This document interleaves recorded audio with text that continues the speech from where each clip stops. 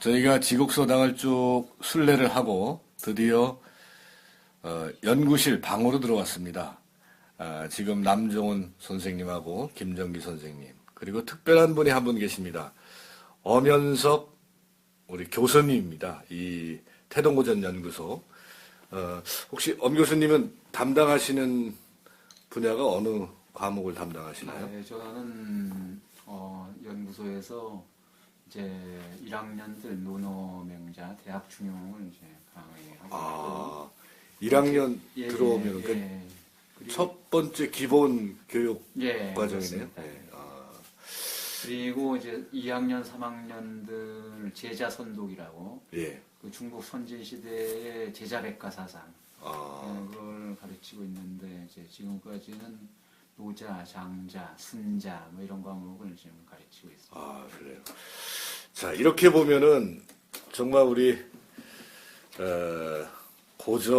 고전의 전문 학자들이 다 포진을 했다고 이렇게 볼 수 있습니다. 자, 먼저 우리 남종훈 선생님한테 제가 이제 궁금한 걸 하나 여쭙겠습니다. 네, 저희가 이 공자학을 하다 보면 이 위성지학이라는 말을 쓰는데 우리가 이 공명을 공부하는 것은 성인이 되기 위한 공부다. 거기서 말하는 성인이라는 개념이 어떤 겁니까? 요즘 쓰는 성인 개념하고 또 고대의 공자 시절에 썼던 성인하고는 개념 차이가 많이 난다는 것을 알고 있는데 어떤 겁니까, 내용이? 이 성이라는 개념은 공자 자신도 내가 성은 어떻게 바라겠느냐 이렇게 얘기할 정도로 굉장히 높게 군자보다도 위에다가 이렇게 위치를 시켰죠. 근데 이 성인을 강조했던 거는 그 유가 공자 쪽에서 그 성인을 갖다 강조한 것이 굉장히 그 두드러집니다. 다른 데보다 노자 장자나 이런 데보다도 성인을 갖다가 강조한 것이 유가인데요.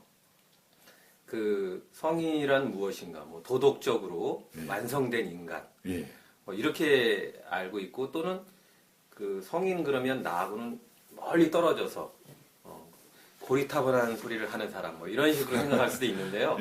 근데 저는 이렇게 생각을 해봤습니다. 그 성이라는 글자에서 한번 출발을 해보자. 성이라는 글자가 어떻게 만들어졌는가를 한번 찾아보자 그랬는데 찾아보니까 굉장히 그 사람의 몸의 그 일부분에서 벌써 시작을 하고 있더라고요.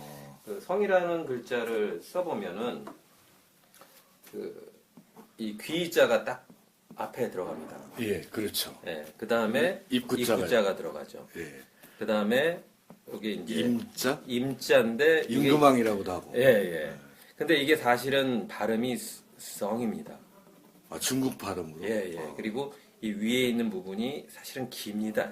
이렇게, 설문 해자에 보면 이게 임자 발음이 아니라 성 발음입니다.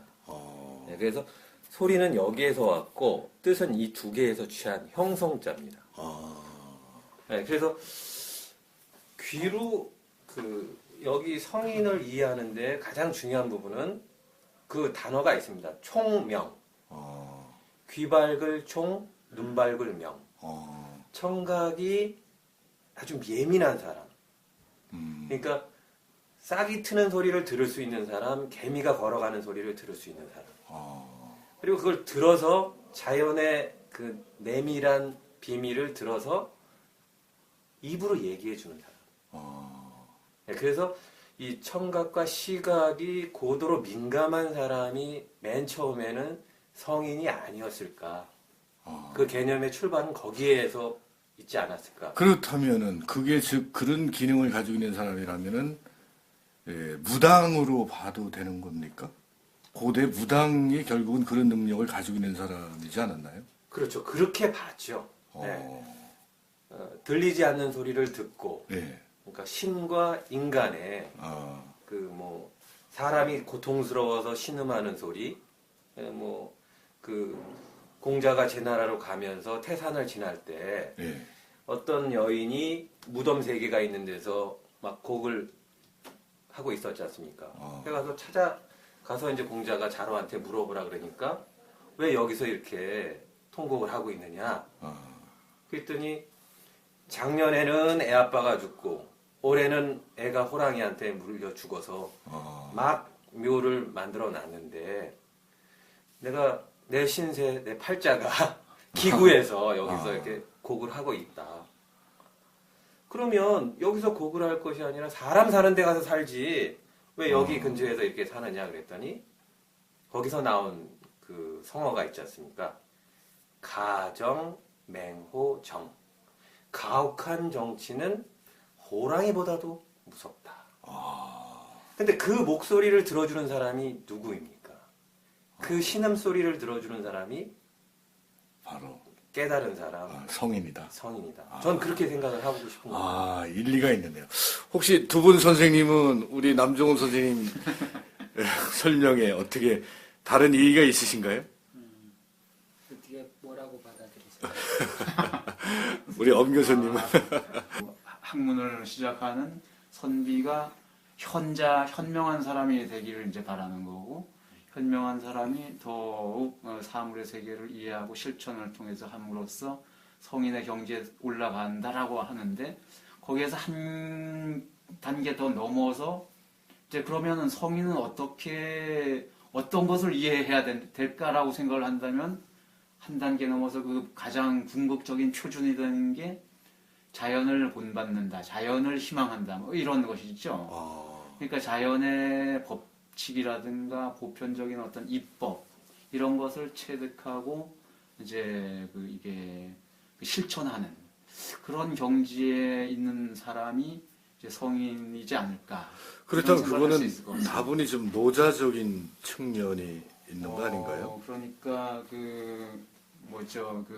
송나라 주도니의 철학이라고 하는 것이 이제 성리학의 선구라고 이제 할 수 있는데, 예.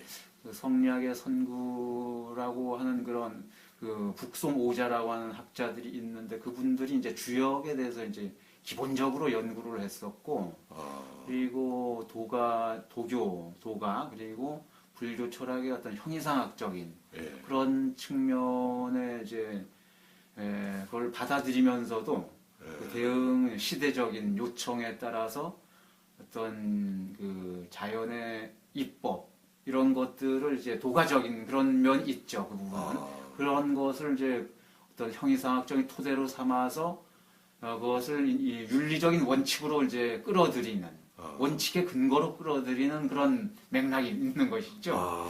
그래서 그런 그 성인의 경지라고 하는 거는 이제 우리 남 박사가 이야기한 것처럼 기본적으로 통명한 어떤 이목을 통해서 이제 사물 세계를 이해하는 그런 능력이 뛰어난 사람이라고 하는 의미와 이제 일관되고 부합되는 의미가 있다 이렇게 말씀을 드릴 수 있을 것 같습니다. 그래요? 네. 그러면은 위성지향이라고 하는데 누구나 다 자기 몸을 닦아서 공부를 하면은 성인이 될 수 있다는 것은 분명한 명제인가요? 유교에서 말하는.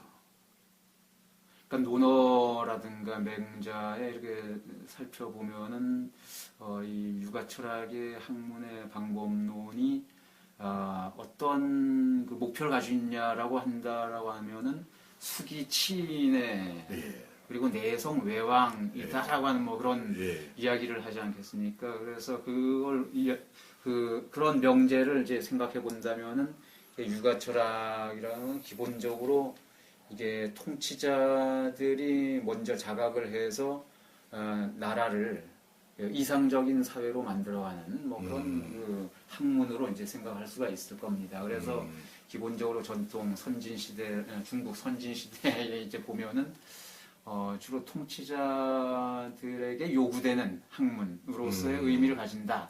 이렇게 말씀을 드릴 수가 있을 텐데, 그렇게 본다면 그거는 너무 좀 지배층을 중심으로 하는 그 이데올로기적인 의미가 있지 않겠느냐, 뭐 이런 생각을 할 수가 있을 것 같습니다. 그런데 이제 맹자에 보면은 그 선각자가 아직 깨닫지 못하는 사람들을 각성시킨다, 뭐 이런 그 표현이 있습니다. 그건 무엇을 의미하냐면은 그 일반 그 시민들, 당시 그 전통시대 백성들의 경우에 있어서도 아직 깨닫지는 못하지만은 인간의 도덕적 이성이랄까요? 이런 잠재성은 하늘로부터 타고난 것이다. 라고 하는 전제가 또 있기 때문에 그런 의미로 본다면은 보다 더 이제 사물에 대한 이치를 학습을 하고 수양을 하고 연구를 하는 그 사람들이 앞서 나가서 이제 다스리지만은 그 일반 백성들이나 당시 그런 평민들의 경우에 있어서도 그런 그 다스림을 향유하고 그렇게 하지 못할 때 거기에 대해서 문제 제기를 할 수 있는 어떤 그런 그 저항력이랄까 이런 것들을 인정하는 맹자철학에서는 분명히 그런 걸 인정했었죠. 그래서 그 교화의 방식으로 뭔가 학문을 이제 그 학문과 정치를 이제 하는 것이지만 일반 평민들도 권리의 주체가 될 수 있다라고 하는 함의가 예. 부가 철학에 있다 이렇게 생각을 하고 있습니다. 예. 그러니까 결론적으로 누구나 다 성인이 될 수 있다. 이거는 분명한 명제가 되네요. 네, 그 가능성을 닫아두지는 않았다라고 말씀을 드릴 수 있을 것 같습니다. 그래요. 저는 이 지금 성인 성자 얘기 나오면서요, 자연의 소리를 관찰하고 또 뭐 하늘의 뭐를 관찰하고 이런 식으로 나오는데 그게 경물치지라고 할 수 있잖아요. 학문적으로 보면. 근데 이 경물치지라는 이 동양의 경물치지라는 개념과 서양의 그 과학을 관찰해 가지고 하는 그거랑 비슷한 건가요? 전혀 다른 건가요? 아니면 어떻게 되는 거예요? 그게 차이가 있는 거예요? 어떻게 되는 거예요? 그 동양의 경물치지다라고 할 때 그 의미는 자연과 인간 세계를 포괄한다. 저는 기본적으로 그렇게 생각을 하고 있습니다. 뭐냐면은 이제 경물치지 이렇게 그 한자를 풀어보면은 사물을 이제 탐구해서 지식을 극진하게 한다. 뭐 이런 의미로 이제 해석을 할 수가 있겠는데요. 거기에서 물이라고 하는 것이 이제 일반적으로 사물이라고 할 때 이제 서양의 자연과학에 있어서는 그 주체와 분리된 그 자체, 사물 자체라 할까요? 그런 경험적인 감각적 대상으로서의 그런 사물의 어떤 성질이라든가 그것의 어떤 변화 법칙을 이제 탐구하는 것으로 이제 자연과학은 이루어져 있지 않겠습니까? 그래서 경험적인 것이고 좀 개연성을 가지는 것이다. 어떤 그 개별적인 어떤 사례들이 이제 모여가지고 이제 어떤 일반적인 법칙을 이야기를 하는데 그것이 필연적이고 연역적이진 않다라는 것이죠. 그러니까 개연성을 가지는 경험적이고 귀납적인 것이다라고 하는 그런 한계를 이제 자연과학에서는 이야기할 수가 있겠고요. 근데 이 동양학 중국 철학에서 경물치지라고 할 때 경물 그 물이라고 하는 건 자연의 어떤 주체와 분리된 그런 경험적인 사물 그런 것이 아니라 이제 사회 관계